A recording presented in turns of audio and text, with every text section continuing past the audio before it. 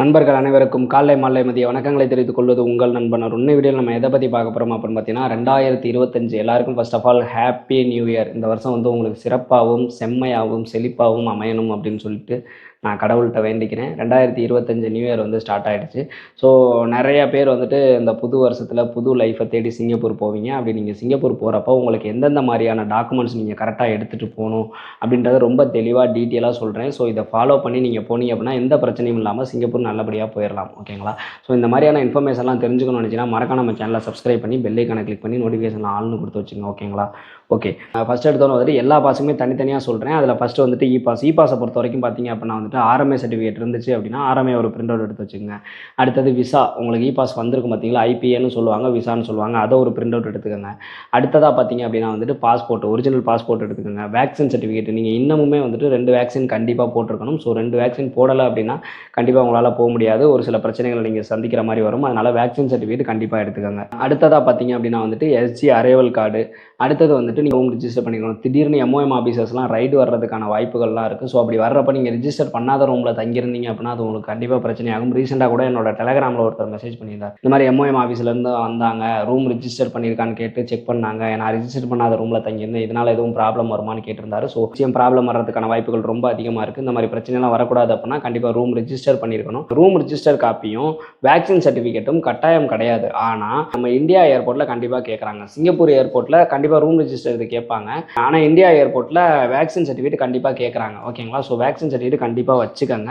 மற்றபடி வந்து அங்கே சிங்கப்பூரில் போயிட்டு வேக்சின் சர்டிஃபிகேட் கேட்குறாங்களான்னு கேட்டிங்கன்னா e pass, S pass, NDS permit இதுக்கு அதிகமாக கேட்கறது கிடையாது. இருந்தாலும் நீங்கள் வச்சுக்கிறது ரொம்ப ரொம்ப நல்லது. ஓகேங்களா? அதுக்கப்புறம் டிக்கெட், இது எல்லாத்தையுமே சாஃப்ட் காப்பி மட்டும் இல்லாமல் ஹார்ட் காப்பியும் ஒன்று வச்சுக்கோங்க. அதுதான் ரொம்ப ரொம்ப நல்லது. ஓகேங்களா? அடுத்ததாக பார்த்தீங்க அப்படின்னா வந்துட்டு எஸ் பாஸை பொறுத்த வரைக்கும் பார்த்தீங்கன்னா சேம் தான். Visa, passport, vaccine certificate, SG arrival card, room register பண்ணது, டிக்கெட்டு எல்லாத்தையுமே வச்சுக்கோங்க. ஓகேங்களா?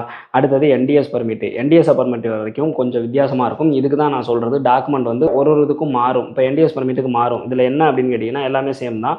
ஆனால் பாண்டு பேப்பர் அப்படின்றது என்டிஎஸ் பர்மிட்டுக்கு கட்டாயம் தேவை. ஓகேங்களா? பாண்டு பேப்பர் இல்லை அப்படின்னா நீங்கள் திருப்பி தான் வர்ற மாதிரி இருக்கும். அதனால் கண்டிப்பாக நீங்கள் பாண்டு பேப்பர் எடுத்துருக்கணும். அதனால் நீங்கள் பாண்டு பேப்பர் எடுக்கணும் அப்படின்றத இப்போ இந்த வீடியோ பார்த்து தான் தெரிஞ்சுட்டு இருப்பீங்க. அப்படி தெரிஞ்சுட்டு இருந்தீங்கன்னா லைக்கை போடுங்க. என்டிஎஸ் பர்மிட்டில் பாண்டு பேப்பர் வராமல் நீங்கள் போனீங்கன்னா திருப்பி அனுப்பிடுவாங்க. Visa, RMI, passport, ticket, vaccine certificate, bond paper, room register பண்ணது, எல்ஜி அரைவல் கார்டு. ஓகேங்களா? இதில் வந்துட்டு ரூம் ரிஜிஸ்டர் பண்ணது இங்கே கேட்க மாட்டாங்க, இந்தியாவில் கேட்க மாட்டாங்க. ஆனால் இந்தியாவில் வேக்சின் சர்டிஃபிகேட் கேட்பாங்க. சிங்கப்பூரில் வந்து பார்த்தீங்க அப்படின்னா வேக்சின் சர்டிஃபிகேட் கேட்க மாட்டாங்க, ரூம் ரிஜிஸ்டர் பண்ணது கண்டிப்பாக கேட்பாங்க, பாண்டு பேப்பர் கண்டிப்பாக கேட்பாங்க. ஓகேங்களா? ஸோ இதனால் வந்துட்டு மாறும். இங்கே ஒரு மாதிரி கேட்பாங்க, அங்கே ஒரு மாதிரி கேட்பாங்க. ஆனால் நீங்கள் இது எல்லாத்தையுமே கரெக்டாக வச்சுக்கிறது ரொம்ப ரொம்ப நல்லது. ஓகேங்களா? நமக்கு நேரம் சரியில்லை, எல்லாத்தையும் இல்லை இந்த டாக்குமெண்ட் இல்லை அதனால் போக முடியாது அப்படிங்கிற மாதிரி சொன்னாங்க அப்படின்னா ஒன்றுமே பண்ண முடியாது. ஸோ அதனால் கேர்ஃபுல். ஓகேங்களா? அடுத்ததாக ஸ்டூடெண்ட் பாஸை பொறுத்த வரைக்கும் விசா, பாஸ்போர்ட்டு, 2 வேக்சின் போட்ட சர்டிஃபிகேட்டு, ரூம் ரிஜிஸ்டர் பண்ணது வச்சுக்கோங்க. எஸ்ஜி அரைவல் கார்டு கண்டிப்பாக வேணும். டிக்கெட் எல்லாத்தையுமே வந்து ஹார்ட் காப்பியாக வச்சுக்கோங்க. இப்போ ரீசெண்டாக என் தம்பி போனப்போ கூட எஸ்ஜி அரைவல் கார்டே அப்ளை பண்ணாமல் வந்துட்டோம். அவனும் மறந்துட்டான், நானும் மறந்துட்டேன். அப்புறமேட்டு எஸ்ஜி அரைவல் கார்டு சிங்கப்பூரில் போய் நீங்கள் அப்ளை பண்ணிக்கலாம், ஒன்றும் பிரச்சனை இல்லை. ஆனால் நீங்கள் அந்த லாஸ்ட் மினிட்ல அங்கே போய்ட்டு உங்களுக்கு நெட்டு கிடைக்கல, இல்லை ஃபோனில் சார்ஜ் இல்லை, இந்த மாதிரி ஏதாவது ப்ராப்ளம் நீங்கள் ஃபேஸ் பண்ணக்கூடாது அப்படின்றதுக்காக தான் நான் பிரிண்ட் அவுட் எடுத்து வச்சுக்க சொல்கிறேன். ஓகேங்களா? ஸோ அப்ளை பண்ணிகிட்டே போகிறது ரொம்ப ரொம்ப நல்லது. ஓகேங்களா? அடுத்ததாக பார்த்தீங்க அப்படின்னா டிஇபி பாஸ், டிடபிள்யூ பாஸ். இதுக்கு பார்த்தீங்க அப்படின்னா visa, work permit, SG arrival card, ticket, vaccine certificate தேவை. பட் அதிகமாக கேட்க மாட்டாங்க. ஆனால் நீங்கள் எடுத்து வச்சுக்கோங்க.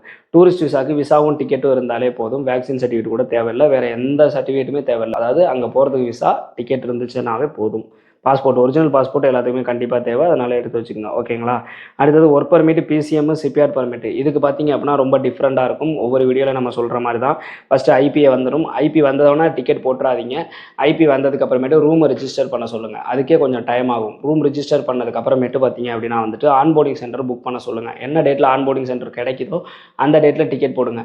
சப்போஸ் டிக்கெட்டை போட சொல்கிறாங்க அப்படின்னா உங்கள் பாஸுக்கிட்டேயோ இல்லை உங்கள் ஏஜென்ட்டுக்கிட்டேயோ தெளிவாக சொல்லிடுங்க. சப்போஸ் உங்களுக்கு ஆன்போர்டிங் சென்டர் கிடைக்கல அப்படின்னா டிக்கெட் என்னால் எக்ஸ்டெண்ட் பண்ண முடியாது, இல்லை எக்ஸ்டெண்ட் பண்ண சார்ஜ் அதிகமாகும், இல்லை கேன்சல் பண்ணுற மாதிரி இருந்தால் அமௌண்ட் எனக்கு அதிகமாக செலவாகும். அதனால் கன்ஃபார்மாக அந்த டேட்டில் புக் பண்ணிடுவீங்களான்னு 1க்கு 2 தடவை கன்ஃபார்ம் பண்ணிக்கிட்டு அதுக்கப்புறமேட்டு அந்த டேட்டில் டிக்கெட் போடுங்க. ஓகேங்களா?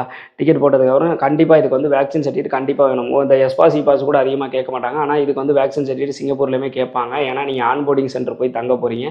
ஸோ அங்கே வந்துட்டு வேக்சின் சர்டிஃபிகேட் கேட்பாங்க. அடுத்ததாக பார்த்தீங்கன்னா பாண்டு அவசியம் தேவை. ஓகேங்களா? பாண்டு எடுத்துக்கோங்க. எஸ்ஜி அரைவல் கார்டு, டிக்கெட் இதோட நீங்கள் போனீங்க அப்படின்னாவே போதும். ஓகேங்களா?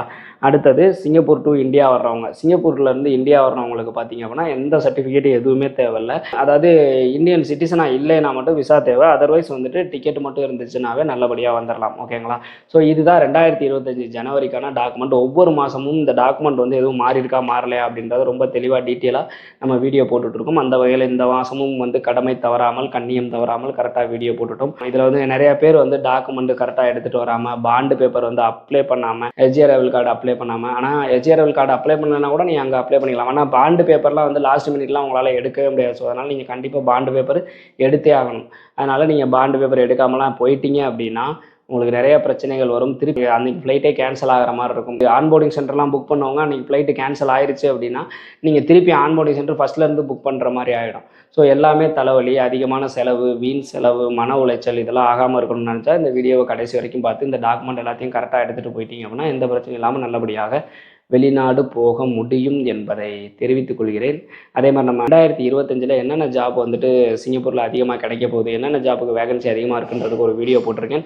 அந்த வீடியோவோட லிங்கை வந்து டிஸ்கிரிப்ஷனில் கொடுக்குறேன். மறக்காமல் போய் பாருங்கள். இந்த மாதிரி இன்ஃபர்மேஷன்லாம் தெரிஞ்சுக்கிறதுக்கு மறக்காம நம்ம சேனலை சப்ஸ்கிரைப் பண்ணி வச்சுக்கோங்க. மீண்டும் ஒரு வீடியோவில் சந்திப்போம். பாய்.